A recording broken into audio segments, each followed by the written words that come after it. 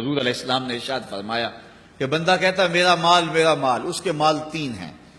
ایک مال وہ جو اس نے کھایا اور ضائع کر دیا، دوسرا اس کا مال وہ ہے جو اس نے پہنا اور پرانا کر دیا، اور تیسرا اس کا مال وہ ہے جو اس نے آگے بھیج دیا۔ فرمایا باقی اس کے وارثوں کا ہے، اس کا نہیں ہے۔ اس لیے ہم راہ خدا میں خرچ کرنے کا مزاج بنائیں، اس سے مال گھٹتا نہیں ہے، اس سے مال بڑھتا ہے۔ بلکہ جب راہ خدا کے اندر ہم خرچ کرتے ہیں تو ہمارا جو دوسرا مال ہے وہ بھی پاک ہو جاتا ہے۔ اللہ کے محبوب کا ایک فرمان سنیے جس کو حضرت حسن بصری رضی اللہ تعالیٰ عنہ بیان کرتے ہیں، حسنوا اموالکم بالزکاۃ وداووا مرضاکم بالصدقہ واستقبلوا امواج البلاء بالدعاء والتضرع۔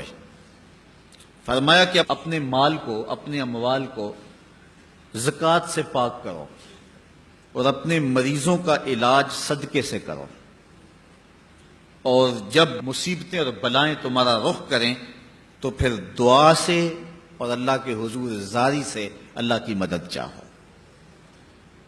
آج ہم صدقے کا مزاج بہت کم کر چکے ہیں۔ کسی زمانے میں ایسا ہوتا تھا کہ جب کوئی بیمار ہوتا تھا تو سب سے پہلا کام لوگ یہ کرتے تھے کہ صدقہ دیا کرتے تھے، ڈاکٹر کے پاس پھر جایا کرتے تھے، حکیم کے پاس پھر جایا کرتے تھے، سب سے پہلے اس کی جان کا صدقہ دیا کرتے تھے۔ صدقہ قضا کو بدل دیتا ہے، تقدیر کو بدل دیتا ہے۔ صدقہ سے اپنے مریضوں کا علاج کرو۔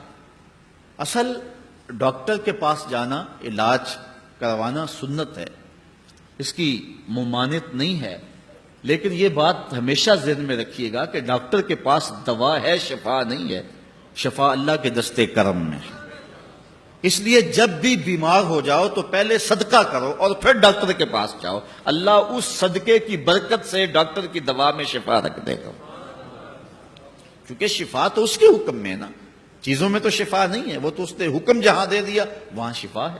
حضرت موسیٰ علیہ السلام کے پیٹ میں درد کا احساس ہوتا ہے تو کوہ طور پہ چلے گئے، کیسے جلیل القدر نبی تھے، اللہ سے ڈائریکٹ رابطے تھے، اور جا کے کہا مالک میرے پیٹ میں درد ہو رہا ہے۔ اللہ اکبر۔ گھر کے نجی معاملے بھی رب سے ڈسکس کرتے تھے، اور کوئی جو ہے وہ ایسی چیز ہوتی وہ بھی رب سے ہی عرض کرتے تھے۔ کہا میرے مالک میرے پیٹ میں درد کا احساس ہو رہا ہے، دوائی کی پوری لینی ہے تو وہ بھی جا کے کوہ طور سے رب سے ہی لیتے تھے۔ تو اللہ تعالیٰ فرمایا فلاں جنگل میں چلے جاؤ، وہاں اس شکل کے پتوں کی ایک بوٹی ہے، اس کو توڑو نچوڑو، اس کا پانی پیو، تمہیں شفا مل جائے گی۔ حضرت موسیٰ علیہ السلام گئے اور جا کے بوٹی کو توڑا، نچوڑا، پانی پیا، شفا ہو گئی۔ کچھ عرصہ بیتا، دوبارہ اسی طرح کا درد جاگا۔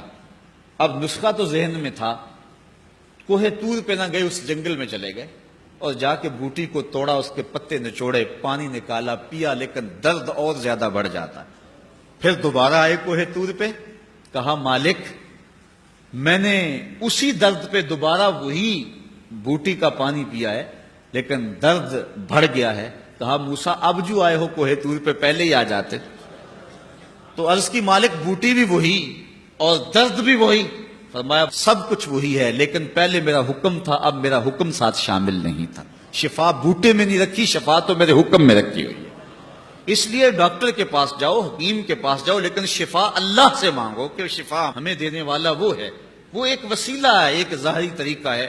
تو حضور علیہ الصلوۃ والسلام، اللہ اکبر، کیا خوبصورت ارشاد فرما رہے، حسنوا اموالکم بالزکاۃ، اپنے اموال کو زکوٰۃ سے پاک کرو، وداووا مرضاکم بالصدقہ، اور اپنے مریضوں کا علاج صدقے سے کرو، واستقبلوا امواج البلاء بالدعاء والتضرع، جب مصیبتوں اور اذیتوں کے طوفان تمہاری طرف منہ کھولے ہوئے آئیں تو اس وقت اللہ سے آہوزاری کرو، اللہ کی حضور دعا کرو، التجا کرو اور اللہ سے مدد مانگو۔ وہ بلاؤں کے رخ کو موڑ دے گا، وہ مصیبتوں کے رخ کو پلٹ دے گا تمہاری جانب۔ لیکن جب تم یہ مزاج نہیں رکھو گے تو مصیبتوں پر مصیبتیں آتی رہیں گی۔